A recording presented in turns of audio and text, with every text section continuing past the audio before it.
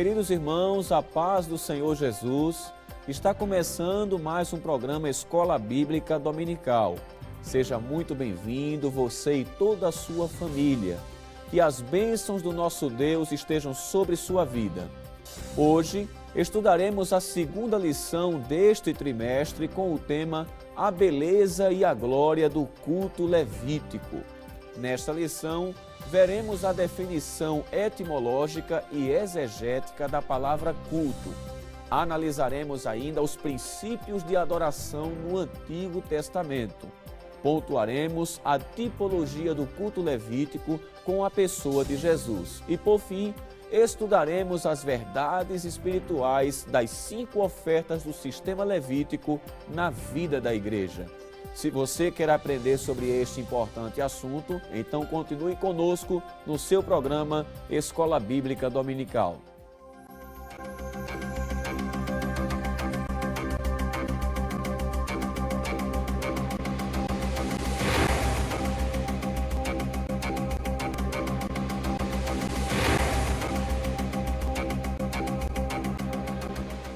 Vejamos o que nos diz o nosso texto áureo.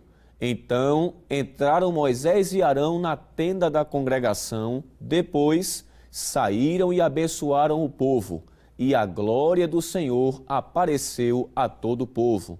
Levítico capítulo 9, versículo 23. A verdade prática nos diz: o verdadeiro culto divino não se impõe pelo ritualismo nem por sua pompa, mas pelo quebrantamento de coração e pela integridade de espírito. A glória de Deus não pode faltar. O objetivo geral desta lição é conscientizar de que o verdadeiro culto divino não se impõe pelo ritualismo, mas pelo quebrantamento de coração e pela integridade de espírito. Os objetivos específicos para a lição de hoje são 3. Primeiro, mostrar como era o culto no Antigo Testamento. Segundo, elencar os elementos do culto levítico. E terceiro e último, explicar as finalidades do culto levítico. A leitura bíblica em classe para a lição de hoje está registrada no livro de Levítico, capítulo 9, versículo 15 ao 24. Acompanhe conosco. Depois fez chegar a oferta do povo e tomou o bode da expiação do pecado que era pelo povo e o degolou e o preparou por expiação do pecado como o primeiro. Fez também chegar o holocausto e o preparou segundo o rito.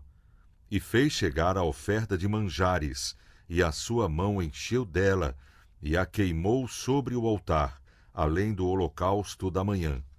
Depois degolou o boi e o carneiro em sacrifício pacífico, que era pelo povo, e os filhos de Arão entregaram-lhe o sangue, que espargiu sobre o altar em redor, como também a gordura do boi e do carneiro, e a cauda, e o que cobre a fressura, e os rins, e o redenho do fígado. E puseram a gordura sobre o peito, e ele queimou a gordura sobre o altar. Mas o peito e a espádua direita Arão moveu por oferta de movimento perante o Senhor, como Moisés tinha ordenado. Depois, Arão levantou as mãos ao povo e o abençoou. E desceu, havendo feito a expiação do pecado, e o holocausto e a oferta pacífica. Então entraram Moisés e Arão na tenda da congregação. Depois saíram e abençoaram o povo, e a glória do Senhor apareceu a todo o povo, porque o fogo saiu de diante do Senhor e consumiu o holocausto e a gordura sobre o altar, o que vendo todo o povo jubilou e caiu sobre as suas faces. E, meus irmãos, para comentar a lição de hoje, contamos mais uma vez com a participação do presbítero Alessandro Barreto. Paz do Senhor, irmão Alessandro. A paz do Senhor, evangelista Marcelo. Amém. E também com a participação do auxiliar irmão Jonas Santana. A paz do Senhor, irmão Jonas. A paz do Senhor, evangelista Marcelo Teles. Amém. Meus irmãos, hoje estamos estudando a lição de número 2 deste novo trimestre, com o tema A Beleza e a Glória do Culto Levítico. Só fazendo aqui um link com a lição anterior, que foi a lição introdutória a este novo trimestre que estamos estudando, com o tema geral Adoração, Santidade e Serviço, os princípios de Deus para a sua igreja em Levítico, ou no livro de Levítico. Então, nós vamos aí ter um trimestre inteiro estudando sobre este terceiro livro do Antigo Testamento, pertencente ao Pentateuco, que foi escrito por Moisés, e que trata a respeito de 4 coisas que, interessante, começam com a letra S, né? Sangue, sacrifício, sacerdote e santidade. Então, são esses 4 S's que fazem parte desse livro que vai ser o objeto dos nossos estudos, como disse, neste trimestre tão maravilhoso. E na lição de hoje nós vamos falar sobre o culto levítico. E nada melhor do que introduzir esta aula, irmão Alessandro, só orientando o professor que nos assiste, já que vamos falar de culto, trazer uma definição desta palavra, que se constitui na palavra-chave para introduzir o assunto desta lição. Sim, evangelista Marcelo, com toda certeza. E quando nós vamos trazer a definição da palavra culto, percebemos de que culto é muito mais do que uma reunião de pessoas onde se invoca um Deus ou uma divindade, seja lá qual for. É muito mais do que isso. Sim. O próprio dicionarista Antônio Ruais, ele trouxe uma definição de culto que eu acho bastante interessante dizermos. Ele diz que a palavra culto deriva do latim culto e significa adoração ou homenagem a Deus ou a uma divindade. Sim. Então, culto é homenagear a um ser superior, se assim podemos dizer.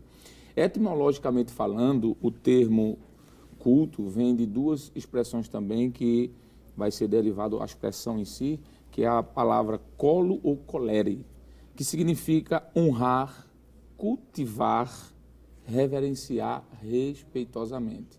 Observe que essa definição é muito rica, porque alguém pode reverenciar sem ser respeitosamente. Mas o Ruais diz que essa expressão colere ou colo, que vai gerar a palavra culto, sim, com a letra U mesmo, vem dizer que isso é reverenciar de forma respeitosa. Fala de uma autossubmissão, né?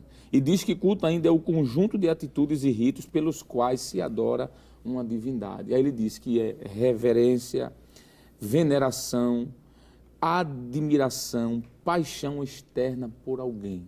E ele conclui dizendo ainda que culto pode ser uma tributação voluntária de louvores a um ser criador. E quando nós olhamos para o livro de Levítico, que é o livro que estamos estudando, vamos perceber de que o culto no período em que o povo de Israel sai do Egito está sendo formulado. E essa formulação, essa oficialização, ela tem como objetivo fazer com que essa reverência tenha começo, meio e fim. Essa definição é etimológica, mas a palavra culto ainda, evangelista Marcelo, pode ter uma definição também exegética. Por exemplo, a expressão culto, quando nós olhamos para o hebraico, vem da expressão shahar, que shahar do hebraico significa inclinar-se, significa prostrar-se até os pés de alguém. É muito bonito isso. Quando nós falamos de culto no Antigo Testamento, principalmente no livro de Levítico, está dizendo a ideia de alguém que se inclina diante de Deus ao ponto de beijar os seus pés. E essa expressão, shahar, ela tem a mesma significância, o mesmo significado, talvez fique melhor, da expressão latreia ou proknesco, ou prokneu no grego, proskineu no grego, que também tem essa mesma significância de se abaixar, se prostrar, beijar os pés de alguém, adorar, reverenciar, e ainda diz prestar um culto em obediência, ou render homenagem a alguém. Poderíamos citar, por exemplo, João, capítulo 4, versículo número 24, bem como Apocalipse, capítulo 4, versículo do 3 ao 11. Tem um exemplo ali de pessoas e de seres angelicais que se prostram para adorar. No caso aqui, João 4, fala daquela mulher samaritana, e no capítulo 4 de Apocalipse fala daqueles anjos, daqueles seres que estão diante do altar, e o texto diz que eles se inclinam até os pés daquele que está sentado, tira as coroas e coloca aos seus pés. Então a ideia de culto é essa, é se prostrar, reverenciar e prestar homenagem voluntária a alguém. Pronto, trazida essa definição da palavra culto, que vem a calhar como a palavra-chave desta lição, irmão Jonas Santana, é bom dizer que antes de trabalharmos propriamente sobre o culto levítico, né, nesse período histórico da nação de Israel, onde Deus ele institucionaliza o culto a si mesmo, né, trazendo como deveria ser a liturgia e toda aquela... todo aquele esquema, vamos dizer, todas as estratégias, todas as normas que deviam acompanhar o culto, é bom dizer que o culto a Deus ele tem toda uma história e que se inicia lá no livro do Gênesis. Perfeito, evangelista. E além disso, é bom mencionar que no caso do ser humano, o ser humano foi feito para adorar. Isso está tão incrustado na constituição interna do homem, que quando ele não adora a Deus, ele vai colocar alguma coisa para adorar. É quando surge a idolatria. Quando a gente olha para o livro de Gênesis, a gente consegue perceber isso. A Bíblia diz, por exemplo, que o Senhor, Deus vinha, descia na viração do dia para se encontrar com esse homem. Quer dizer, ali a gente já tem uma forma de culto ali prestada, com certeza. Então, o culto começa inicialmente no livro de Gênesis, a partir de Adão e a partir de Eva, ali nesse encontro. É óbvio que a gente vai ter um percurso histórico. Aí, depois da queda, nós vamos já encontrar na era patriarcal, ou melhor, antes da era patriarcal, né, para colocar a questão de Abel, que já depois da queda a gente já tem uma adoração. Hebreus capítulo 11 e o versículo número 4, que fala de Abel, que ofereceu sacrifício. Ali, na verdade, se ofereceu um culto a Deus. Então, antes da queda, existe o culto. Após a queda, vai existir um culto com Abel. Isso. Após Abel, seguindo essa linha cronológica, nós já vamos ter Noé. Veja que já depois de um dilúvio, né, onde quase toda a raça humana foi destruída, mas existe dentro desse ser humano a necessidade de adorar a Deus. Passou de Noé, a gente pode dar um pulo sequencial e chegar justamente lá no livro de Êxodo. No livro de Êxodo acontece uma coisa mais interessante, porque agora o que é que a gente tem? Nós temos um culto com normas, com regras. Não é legalismo, mas simplesmente um padrão divino que Deus exigiu para dizer, não se oferece qualquer coisa, se oferece alguns ritos. Nosso presbítero, irmão Alessandro Barreto, falou justamente aqui desses trabalhos, desses cultos, dessas ofertas que foram ministradas. Então, mas aí, tudo foi decidido por Deus e não pelo homem. Agora, há uma definição interessante na lição da escola dominical, né, que nós estamos falando do culto que começou no Éden, do culto que passou por Abel, por Noé, chegou no livro de Êxodo, né, onde há a lei que vai instituir, mas não fechar. Mas a definição diz, o culto divino é um serviço amoroso, voluntário e exclusivo que Deus requer de cada uma de suas criaturas morais. Interessante observar aqui que isso é um ato voluntário dessa criatura moral, não é uma exigência. Eu acredito que vale até a pena a gente dizer que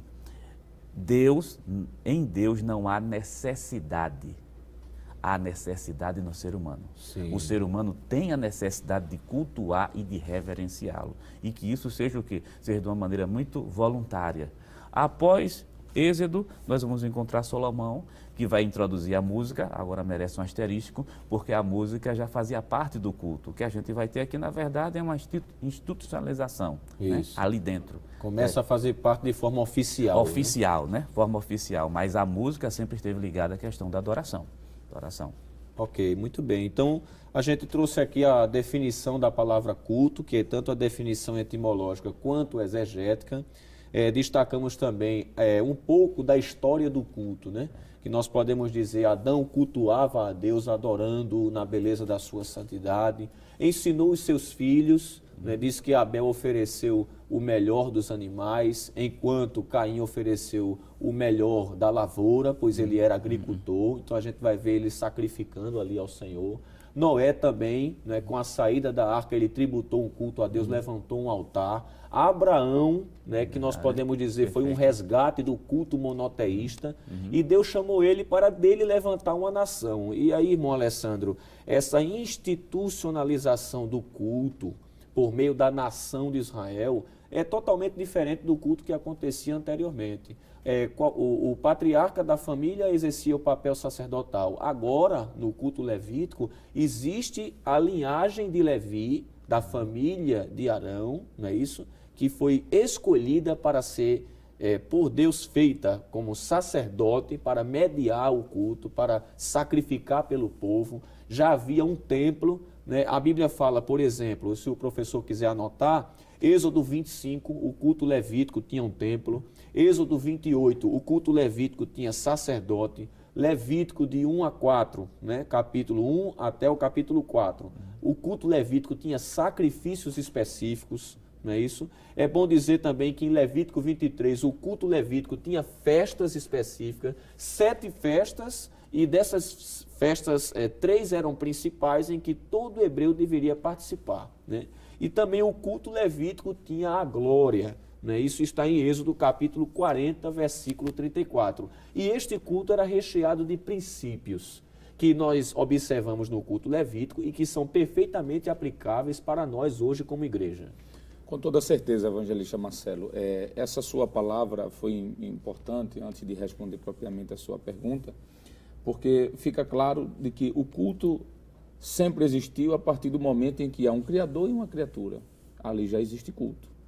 Mas a sua formalização, a divisão da maneira cultica como esse trabalho vai ser processado, vem após a queda. Assim podemos dizer, a partir dos patriarcas com Noé e aí por diante. O senhor citou Abraão muito bem, e o professor ainda citou aqui o período de Salomão, do rei Davi, que institucionalizou inclusive cantores e períodos do dia para ter louvores no templo. Um dos princípios que podemos, quer dizer, apontar como estando presente no culto levítico é que fica muito claro que a adoração deveria ser algo verdadeiro. Ela deveria ser verdadeira adoração, não é? No Antigo Testamento nós não vamos ver Deus sendo adorado de forma obrigatória. Alguém que era coagido a adorar a Deus. Não, é algo voluntário. Nós temos o primeiro exemplo de Caim e Abel, já foi mostrado isso aqui. Voluntariamente, cada um trouxe o que tinha de melhor. E nós entendemos que ali há 2 tipos de oferta, é claro, né? De forma muito clara, fica explícito na Bíblia Sagrada de que os profetas, eles condenavam veementemente, por exemplo, o formalismo. Nós poderíamos citar aqui alguns textos, como por exemplo, 1 Samuel, capítulo número 15, versículo 22, mas também poderíamos citar outros textos, como o próprio Gênesis, capítulo 8, versículo 20, 35, versículo 15, ainda Êxodo 3, versículo 18, capítulo 5, versículo 1. São textos que mostram de que a aparência de um culto formalista só tem aparência, mas é vazio. E o culto levítico vai nos mostrar, quando lermos esse livro, de que o verdadeiro culto que Deus aceita é o culto espontâneo, que sai da alma, que sai do espírito, que tem voluntariedade. Não existe uma coerção para se cultuar, para se ofertar. Nós vamos ver ao longo desse trimestre que muitas vezes Deus chama o povo a trazer aquilo que voluntariamente estivesse no seu coração. Então, a primeira coisa que aprendemos, evangelista Marcelo, é que o culto levítico nos ensina que a adoração deve ser verdadeira. E quando digo verdadeira, é espontânea. É do coração, é da alma e é do espírito. Muito bem. Irmão Jonas, ainda existem outros princípios no culto levítico que merecem ser destacados. Mas daqui a pouco a gente vai continuar esse assunto. Nós vamos para um breve intervalo. Não saia daí. Voltamos comentando a lição de número 2, a beleza e a glória do culto levítico.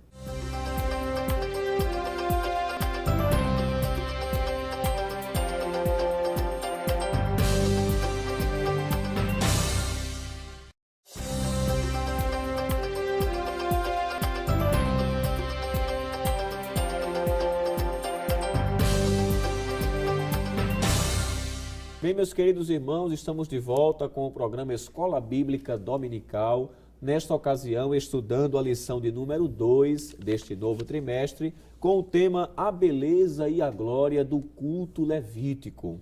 No primeiro bloco, trouxemos aqui uma definição da palavra culto, tanto etimológica quanto exegética, que se constitui também numa palavra-chave para você introduzir, professor, a aula neste momento que estiver estudando com os seus alunos. Falamos também um pouco sobre a história do culto, que começou já com Adão e Eva, depois ensinaram aos seus filhos, e a gente vê Noé sacrificando, também vê Abraão sacrificando, Isaac, Jacó, e a institucionalização do culto no momento em que Deus separa a nação de Israel como um reino sacerdotal.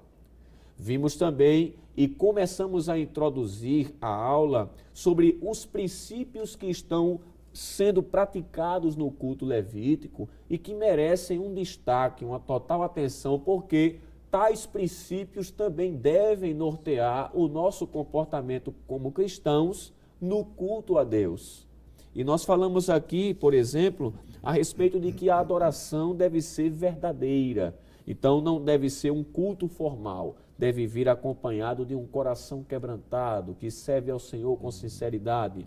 Mas, irmão Jonas, é bom destacar também que essa adoração, ela, ao contrário da adoração pagã, porque a gente sabe que no paganismo também há sacerdotes, no paganismo também há templos, e que eles cultuam a vários deuses, mas o culto levítico nos ensina que a adoração deve ser ao único e verdadeiro Deus.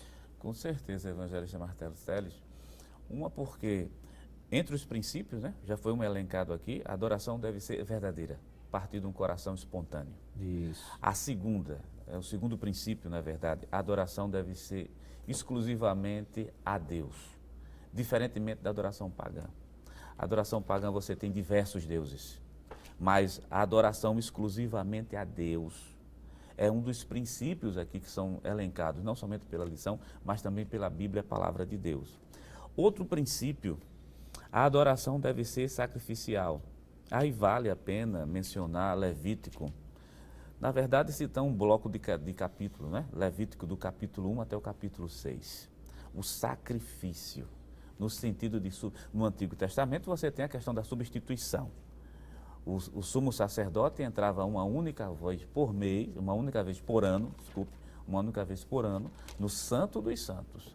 Mas antes disso acontecer, ele primeiro tinha que oferecer sacrifício por ele e pela sua casa, para depois sim ele oferecer pelo povo. Observe que você já tem um culto particular dele e agora vai um culto que envolve toda a nação. E o interessante, que foi até colocado no esboço da superintendência, é que entre o caminho do altar do holocausto, que é bom mencionar que esse holocausto tem que ser consumido de uma forma completa, é isso que o texto diz, mostra uma total consagração quando aplicado à igreja, aplicado ao crente em particular, não pode ficar nada do lado de fora, na verdade é tudo, não é uma parte da minha vida, é a minha vida por completa, sendo colocado nas mãos de Deus. Então, por isso que a definição de culto que já está sendo trabalhada aqui é essa questão de um ato, de uma vida voluntária que se entrega nas mãos do Senhor. Mas entre o altar do holocausto e até chegar o altar do incenso, existia a necessidade de salpicando sangue. Quer dizer, o sangue do animal percorre um caminho até a adoração verdadeira. Então, para existir uma adoração verdadeira, tem que passar pelo sangue de Cristo. Um não crente não pode adorar. Um crente salvo em Cristo Jesus, lavado pelo sangue de Cristo, a adoração dele, se for sincera, chega diante do trono de Deus. Eu acho que esse é um dos grandes princípios que deve ficar. Adoração verdadeira, adoração a um só Deus e adoração também sacrificial. Nossa vida colocada nas mãos de Deus. Muito bem. Presbítero Alessandro, eu estava pensando aqui, enquanto o irmão Jonas estava falando, sobre o culto só a Deus, né? E essa formalização do culto a Deus feita no sistema levítico, alguém pode achar que se parece um pouco o culto a Deus, já que envolvia sacrifício de animais, com cultos pagãos. Mas existem diversas diferenças e a gente pode destacar a principal delas. Sem sombra de dúvida. É bom dizermos, logo de início, de que o paganismo é pós-Éden e não antes. Não existia paganismo no Éden, mas já existia culto. Logo, o culto a Deus não tem nada a ver com o paganismo, mas o paganismo copia o modelo de culto a Deus. Né? Quando nós olhamos para Abel, por exemplo, a gente vai ver um oferecimento de um holocausto. E ali é um culto a Deus. E um dos primeiros habitantes da terra. Né? Isso. Então nós vamos ver que ali não há nenhum tipo de envolvimento de forma cultica pagã. Porque quando nós vamos olhar para o culto pagão, a gente vai ver sacrifício não de animais, mas sacrifício de pessoas. Nós vamos ver não um ofertante santo, mas um ofertante prostituto, por exemplo. Há os prostitutos cultuais. Isso, A Bíblia chama isso, não é? Na versão principalmente atualizada ou contemporânea. Então, a grande diferença que existe entre o culto a Deus e o culto do nível e do ambiente pagão é a qualidade do ofertante e para quem se oferta. No culto a Deus, a qualidade do ofertante tem que ser uma qualidade de santo. Foi dito aqui pelo professor Jonas que o sacerdote, ele oferecia por si mesmo, por sua família e pelo povo, trazendo a ideia de que antes de chegar a Deus, ele precisava ser purificado dos seus pecados. Consagrado. Isso, evangelista. Então, observe que existe um princípio de santidade envolvendo isso aqui. E quando o povo ia cultuar, antes do culto, antes da manifestação cultica, o povo recebia primeiro o sacrifício e a aspersão do sangue sobre o povo. Esse pecado, esse sacrifício era por perdão dos seus pecados, mas também para proporcionar ao povo adorar a Deus, chegar mais perto do altar. Isso. Não é? Então, no paganismo existem falsos deuses. No culto divino existe um único só Deus, o Deus verdadeiro, que foi falado aqui sobre a adoração ao único só Deus. No paganismo existe a presença do pecado, como já foi dito, a Deus não. E aí nós temos uma diferença imensa. Né? É bom dizermos, evangelista Marcelo, que o mundo pagão copia a forma de culto, do culto a Deus, e traz semelhanças, não podemos negar isso. Porque aqui é sacrifício, lá há sacrifício, mas são sacrifícios diferentes e com propósitos diferentes. Não é? Mas há similaridades ou semelhanças, se quiser ficar essa palavra melhor talvez. Mas essas semelhanças não anulam a verdadeira. Pelo contrário, a verdadeira serve como paradigma para demais. E podemos elencar uma outra coisa, foi falado sobre o culto no Antigo Testamento. O livro de Levítico e o Antigo Testamento em si mostra que esse culto deveria ser verdadeiro. Foi falado aqui que esse culto deveria ser feito ou realizado a um único só Deus, deveria ser sacrificial, mas também, ministro Marcelo, podemos dizer que esse culto deveria ser reverente. O livro de Levítico, como a Bíblia toda, vai mostrar que aquele que vai cultuar Deus tem que ir de forma reverente. Inclusive, isso é um dos conceitos da palavra culto. Por exemplo, quando Moisés, Êxodo, capítulo número 3, versículo do 1 ao 5, está de frente àquela sarça e ela começa a pegar fogo, a primeira coisa que Deus fala com Moisés é: tira as sandálias dos teus pés. Isso fala de reverência. O culto a Deus tem que ser um culto reverente. Quando nós olhamos, por exemplo, no Monte Sinai, Êxodo, capítulo 19, versículo 16 a 25, a orientação de Deus era que o povo chegasse próximo, mas não muito do monte. A base do monte representava um limite. Por quê? Porque Deus iria descer naquele monte. Veja que reverência tremenda. Não é isso, ministro? Poderíamos citar também, por que não dizer, o templo, o próprio tabernáculo. Textos como 1 Reis, primeiro livro dos reis de Israel, capítulo 18, versículo 38 e 39. Segundo as Crônicas, capítulo 7, versículo do 1 ao 3, quando o templo vai ser consagrado ao Senhor. Milhares de animais são ofertados ali em sacrifícios e o povo ficava em pé ou de joelhos prostrados em reverência a Deus. Isso. Então, o culto no Antigo Testamento, principalmente no livro de Levítico que nós estamos estudando, demonstra isso, que o culto deve ser envolvido por um ambiente de reverência, de respeito. Existem cultos, entre aspas, em que não há reverência, não é? Em que não há submissão, em que não há respeito. E isso nos mostra de que as pessoas não têm ideia de que existe alguém importante presente. Isso. Porque quando há uma autoridade presente em um ambiente, há reverência. Os reis, por exemplo, quando os reis se apresentavam publicamente, todos se inclinavam em forma de reverência àquele homem. Então, se eu reverencio um homem, imagine a Deus. Então, o culto bíblico no Antigo Testamento e em Levítico me mostra que é preciso ter reverência. Muito bem. E, inclusive, Salomão disse em Eclesiastes, capítulo 5, né? Guarda o teu pé quando entrares na casa do Senhor. Exatamente. Então, não convém, a gente já pode extrair isso do culto levítico e aplicar em sala de aula.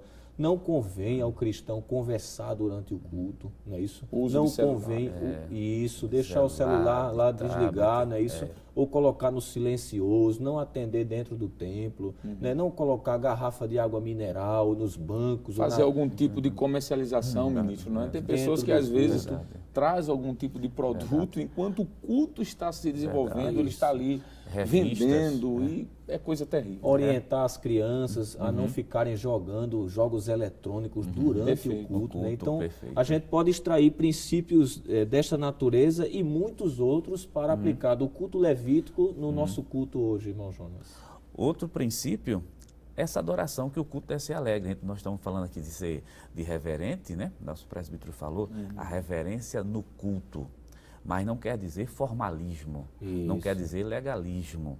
Se existe uma pessoa importante no culto, essa pessoa é o próprio Deus. Agora, com a presença dele, é claro que o salvo se alegra.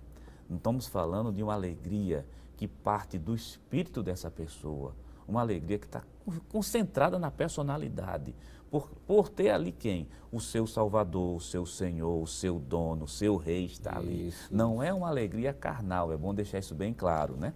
Recheado de coisas extravagantes. Não é um show, né? Não é como hoje se faz, um show gospel.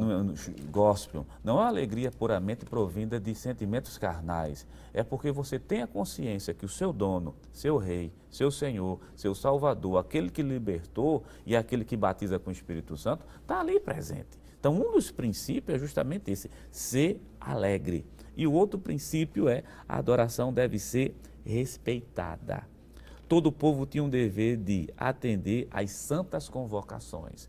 Ou melhor, existe, talvez isso é uma coisa linda que eu acho no livro de Levítico, que foram colocados, por exemplo, os dias do culto, as ofertas que o povo tem que ofertar. Isso. Quer dizer, há uma formalização realmente do culto.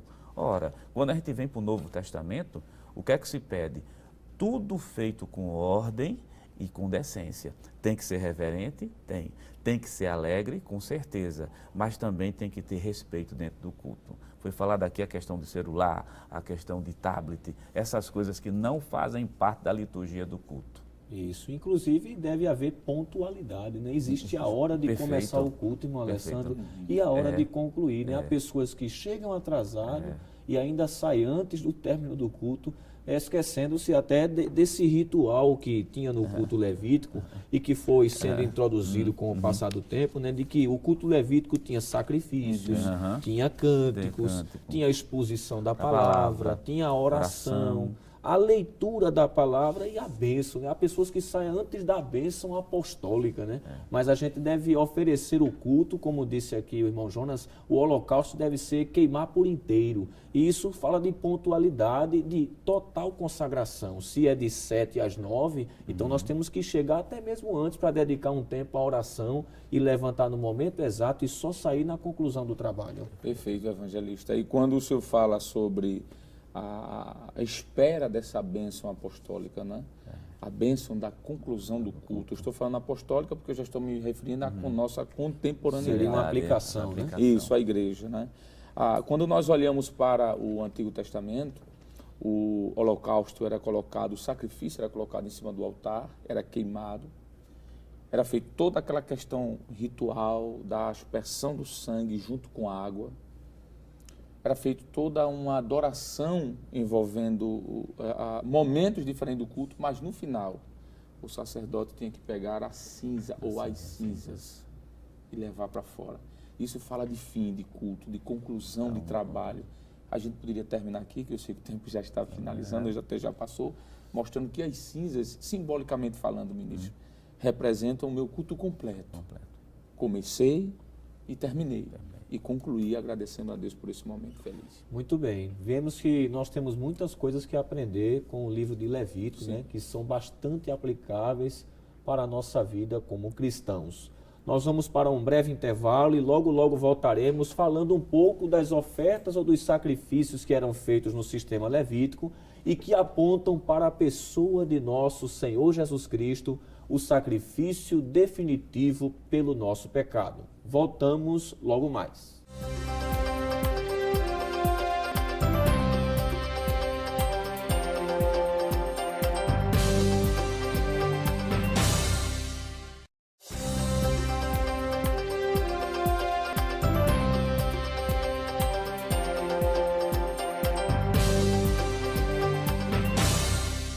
meus amados irmãos, estamos de volta com o programa Escola Bíblica Dominical, nesta ocasião agora no terceiro bloco, estudando a lição de número 2 deste novo trimestre com o tema A Beleza e a Glória do Culto Levítico. Mas antes de darmos prosseguimento ao comentário desta preciosa lição, queremos fazer menção da participação dos nossos irmãos de outros estados e aqui também do nosso estado, que sempre participam enviando a sua mensagem pelo e-mail bd@rbc1.com.br ou também mensagem de texto pelo WhatsApp. Por exemplo, nós temos aqui o irmão André de Duque de Caxias, Rio de Janeiro. Ele agradece e diz que tem acompanhado as aulas e tem essas aulas têm ajudado a ministrar na Escola Bíblica Dominical, onde ele congrega. Deus abençoe o nosso irmão e todos os irmãos cariocas, que com muito carinho sempre enviam mensagens aqui para nós. Também queremos fazer menção do presbítero Jardison Freitas, ali de Capanema, Pará. Ele diz que acompanha o programa Escola Bíblica Dominical pelo YouTube e nos pede para mandar um abraço, se possível. E está aí, estamos pagando a dívida, enviando esse abraço bem forte e apertado para o presbítero Jardison Freitas, em Capanema, Pará. Também, meus irmãos, queremos enviar uma saudação para o irmão Cláudio César, de Santa Bárbara do Oeste, São Paulo. Um abraço aí a todos os irmãos paulistanos, E ainda o irmão Emanuel Rodrigues, de Macaé, Rio de Janeiro, outro carioca participando aqui do nosso programa, Queremos ainda aqui, já de forma mais local, enviar uma saudação para o irmão Eduardo Farias, da filial em Camutanga. Ele diz que louva a Deus pelo programa e está sempre acompanhando e diz que é uma bênção e que Deus abençoe toda a equipe. Muito obrigado.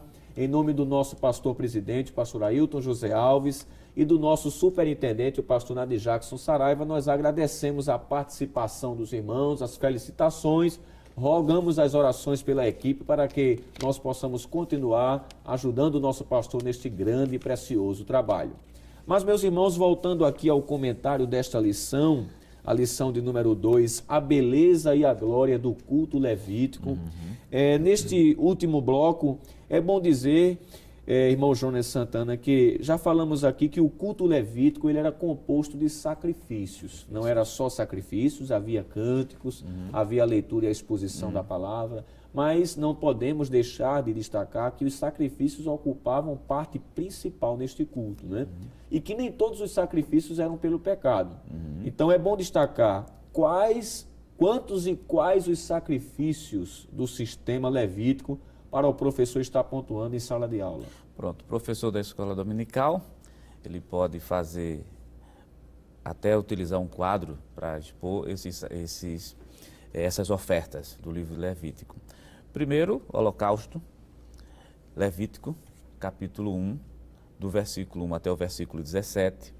Nós iremos encontrar ainda Levítico, capítulo 6, do versículo 8 até o versículo número 13. A segunda oferta, que é justamente a oferta de manjares, registrado no livro de Levítico, capítulo 2, do versículo 1 até o versículo 16, e também no capítulo 6, versículo 14 até o versículo número 23. A terceira oferta, a oferta pacífica, Levítico, capítulo 3, começando do versículo 1 até o versículo 17. O professor ainda também pode verificar no capítulo 7, começando do versículo 11 até o versículo 34. E também nós temos a oferta pelo pecado, Levítico capítulo 4, começando do versículo 1 até o versículo de número 35. E a oferta pela culpa, Levítico capítulo 5, começando do versículo 14 até o versículo 19. Essas são as ofertas apresentadas no livro de Levítico. Muito bem. Na primeira lição foi pontuado aqui que para auxiliar o professor, irmão Alessandro, a destacar cada tipo de oferta, isso, o sentido que elas tinham e a aplicação que nós vamos fazer agora, de que cada uma dessas ofertas apontava para o nosso Senhor Jesus Cristo, o professor que dispõe da Bíblia de Estudo Pentecostal, isso na página 187.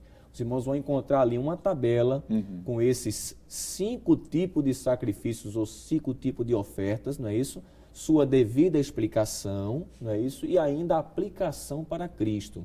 E já que estamos falando sobre aplicação para Cristo, Paulo diz isso em Colossenses capítulo 2, eu até queria ler, só para fazer a ponte aqui para a gente começar o comentário, né? Colossenses capítulo 2, versículo 17, Paulo vai dizer que esses sacrifícios com a vinda de Cristo se tornaram obsoletos, visto que na sua maioria eram sacrifícios para aplacar a ira de Deus e apagar o pecado do homem. Com a vinda de Cristo, ele fez o sacrifício definitivo. Então, esses sacrifícios do sistema levítico se tornaram desnecessários, né? Eles eram uma sombra das coisas futuras. Veja Colossenses 2:17, quando Paulo diz assim, que são sombra das coisas futuras, mas o corpo é de Cristo. E ainda em Hebreus, é bom destacar também, o capítulo de número 10, né? Muito interessante essa palavra do escritor aos Hebreus, que vale salientar, meus irmãos, que no trimestre em que estudamos sobre a Epístola aos Hebreus, nós estudamos de Hebreus para o Antigo Testamento. E agora nós vamos estudar do Antigo Testamento para Hebreus, né? Seria uma volta, né? Então, diz assim, porque tendo a lei sombra dos bens futuros e não a imagem exata das coisas. Então, estes sacrifícios, irmão Alessandro, era apenas sombra das coisas futuras, mas a imagem exata é Cristo. Perfeitamente. Um outro texto, usando o livro de Hebreus, a Epístola aos Hebreus, se preferir, é o capítulo 8, versículo 13. O autor diz assim, ele fala sobre o novo e o antigo concerto, não é? E ele diz, dizendo o novo concerto, envelheceu o primeiro. Não é? Em outras palavras, todos esses sacrifícios que eram realizados no Antigo Testamento, que foram mencionados aqui no livro de Levítico, eles foram concluídos, eles foram substituídos pelo sacrifício verdadeiro de Cristo. Por exemplo, foi falado aqui sobre o sacrifício de holocausto, né?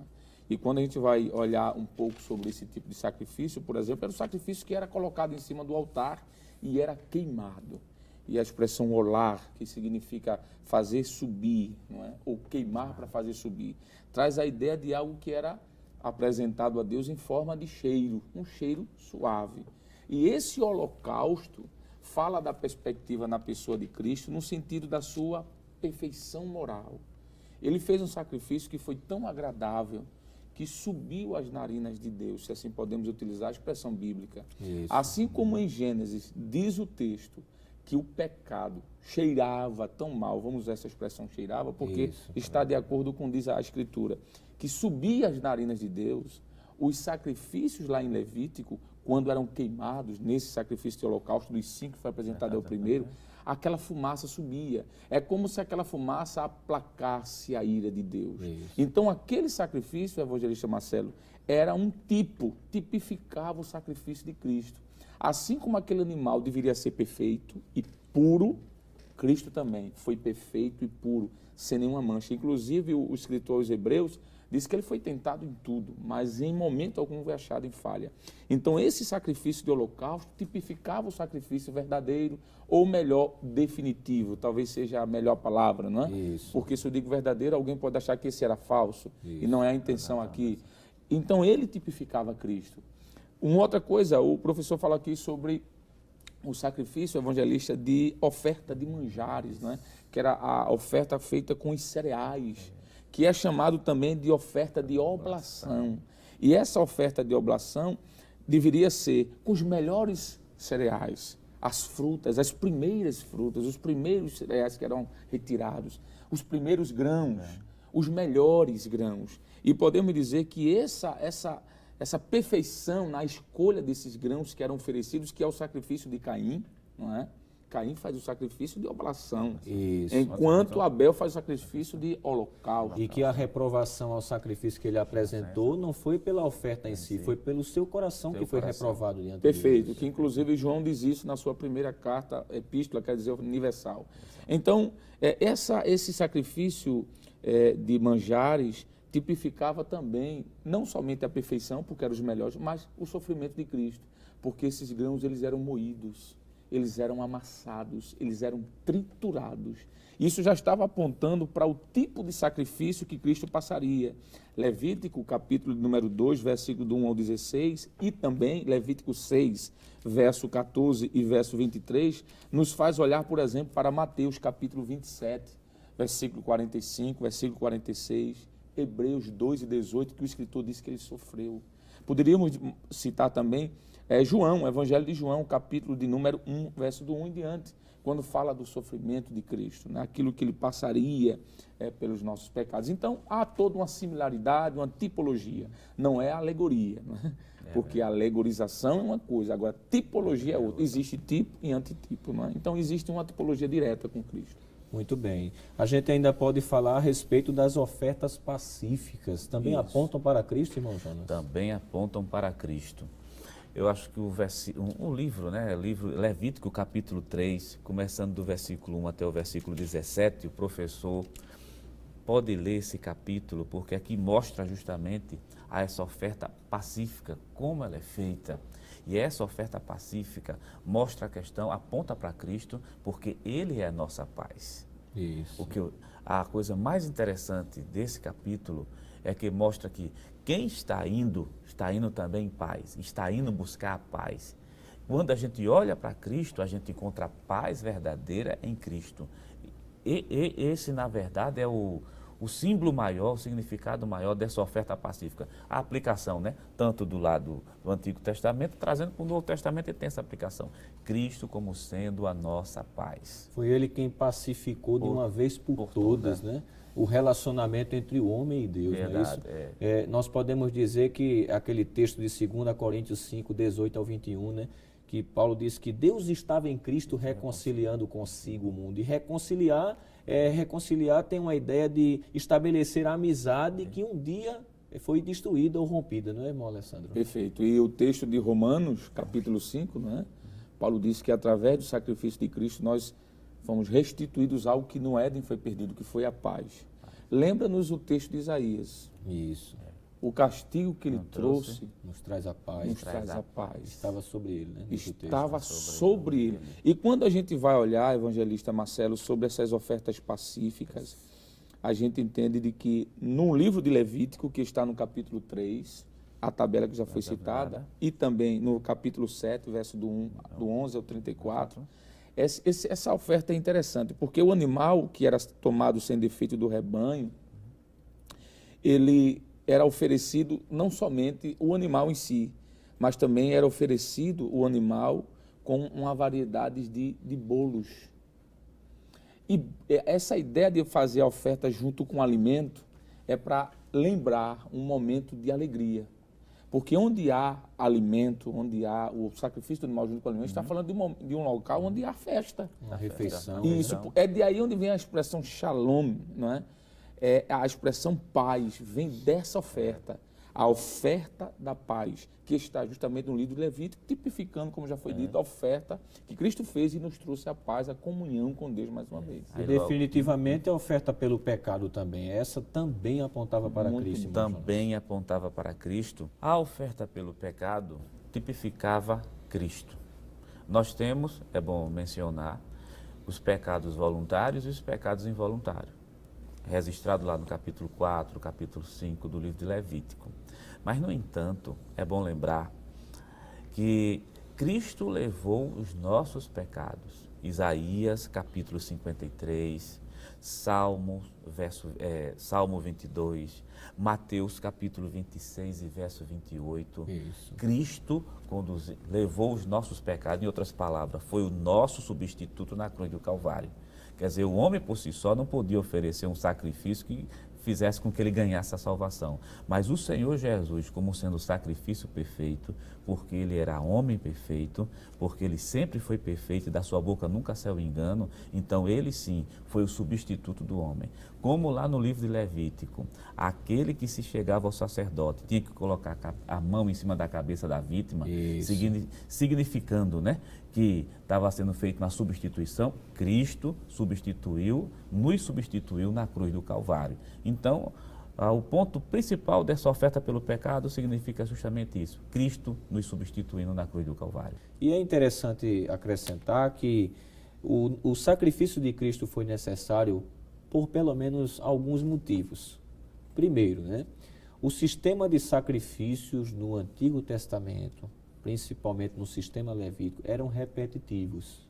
Então, eles apontavam para um sacrifício permanente, feito de uma vez. Outra coisa, o sacerdote, que era o ministrante dos sacrifícios, ele precisava ofertar por si mesmo. Então, ele não era perfeito. Até mesmo aquele que oferecia o sacrifício não era perfeito, carecendo também de purificação. Não é isso? Então, nós precisávamos de um sacerdote perfeito e de uma oferta perfeita.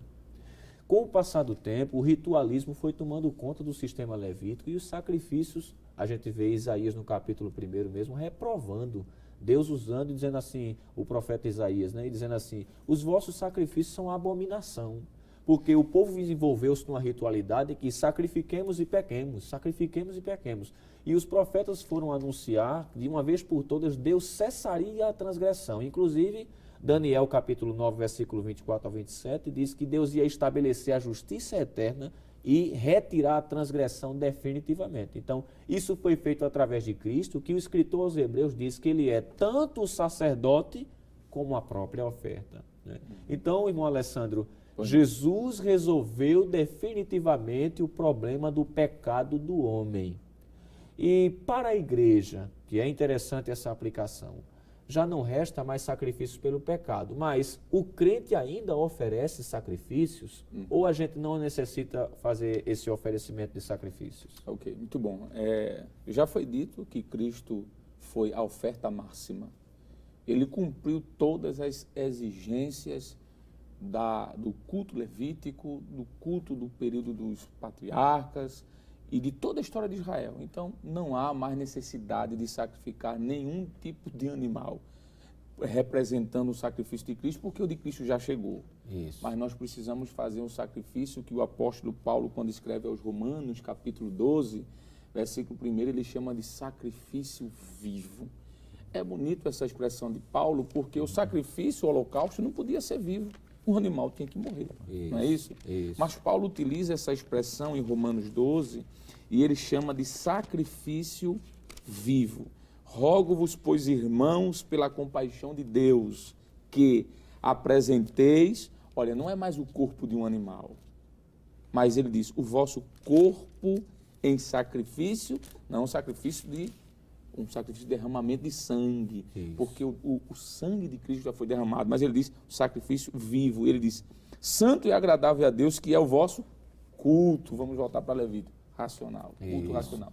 Então, o sacrifício que eu tenho que fazer hoje é sacrificar a mim mesmo, não tirando a minha própria vida, mas esse sacrifício é um sacrifício de dizer não ao pecado, dizer não a tudo aquilo que é obra da carne, que Paulo elenca lá na sua carta que ele escreve aos Gálatas. Então, esse tipo de oferta ele deve existir. Assim como no Antigo Testamento o animal era queimado, entre aspas, eu devo queimar a mim mesmo, mas queimar dizendo não. A natureza pecaminosa, isso é um tipo de oferta que nós devemos fazer, até porque nós estamos como sacerdote diante de Deus, e como sacerdote fazer oferta pelo povo e por si próprio, nós devemos fazer esse tipo de oferta sim. E a Bíblia ainda fala também de oferecer sacrifício de louvor. Então, irmão Jonas, quando o crente abre os lábios para sacrificar no culto, ele está apresentando o incenso, vamos dizer, né? Verdade. Salmo 141, verso 2 e 3, Apocalipse 5 e 8, diz que as orações dos santos são como incenso na presença do Senhor. Perfeito. Uma oferta que simbolize isso. Levítico capítulo 2, começando do versículo 1 até o versículo 16. Uma oferta de gratidão ao Senhor. Isso. Essa oferta de gratidão no livro de Levítico, ela mostra que Israel estava preso no Egito. Deus tira esse povo do Egito, liberta com mão forte. E agora esse povo tem, vamos dizer assim, a obrigação, o dever de agradecer a Deus por essa libertação. Trazendo para os nossos dias Um homem que se sacrifica, um servo de Deus se sacrificando, com os seus lábios, louvando a Deus, agradecendo pela grande libertação que nos concedeu, que foi ter nos tirado do Egito do mundo e ter nos trazido justamente para a casa do Senhor. Então, o sacrifício de louvor mostra claramente um homem, um servo de Deus, uma serva do Senhor, que está agradecida por essa libertação. Primeiro essa libertação, né? Porque agora o laço que foi quebrado, né? A comunhão que foi quebrada foi reatada no Senhor. Esse é o motivo da nossa maior alegria. E as outras alegrias são advindas das bênçãos que o Senhor pode nos dar. Mas a principal é, nós agora estamos em comunhão com o Senhor. Amém. Portanto, prezado amigo e irmão, o culto é o momento da adoração que tributamos a Deus o melhor que temos. É também a marca do encontro do Senhor com os seus adoradores. Na prática cristã, o culto é o encontro do homem com Deus, que pode ser praticado individualmente ou de forma coletiva. Que Deus continue nos abençoando, em nome de Jesus. E, meus amados irmãos, depois de termos estudado uma lição tão maravilhosa como esta, nós vamos agradecer em oração, pedindo a bênção de Deus sobre você, sobre a sua vida, sua família e sobre todos os professores para que possam ensinar esta aula com a graça de Deus e promover a edificação da igreja. Vamos orar, irmão Jonas. Oremos ao Senhor. Senhor meu Deus, Senhor meu Pai, estamos diante de Ti e queremos Te agradecer, meu Deus, por participar de mais um programa, por aprender a Tua Palavra. Agora ajuda e abençoa cada professor que irá ministrar essa lição. Senhor meu Deus, que Teu Espírito Santo, Teu Espírito de poder e de sabedoria, nos ajude a chegar diante de Ti através de um culto racional, de um culto, ó Pai, onde possamos sentir a Tua presença e sair mais santo. Abençoa a todos, abençoa o nosso pastor presidente, a superintendência, a todos os professores das escolas dominicais que vão ensinar essa lição tão importante. Deus eterno fica conosco, assim nós te pedimos em nome de Jesus. Amém. Chegamos ao final do programa de hoje, onde estudamos sobre a beleza e a glória do culto levítico. Na próxima semana, estudaremos a terceira lição deste trimestre, com o tema Os Ministros do Culto Levítico. Participe do nosso programa através do e-mail ebd@rbc1.com.br ou envie uma mensagem de texto pelo nosso WhatsApp. Lembrando que o programa Escola Bíblica Dominical vai ao ar toda sexta e sábado às 10 horas da noite e no domingo às 7h30 da manhã. Também está disponível em nosso canal do YouTube. Obrigado por sua audiência e até o próximo programa. Que a graça de nosso Senhor Jesus Cristo, o amor de Deus nosso Pai, a comunhão e as doces consolações do Espírito Santo seja com todo o povo de Deus, desde agora e para sempre. Amém.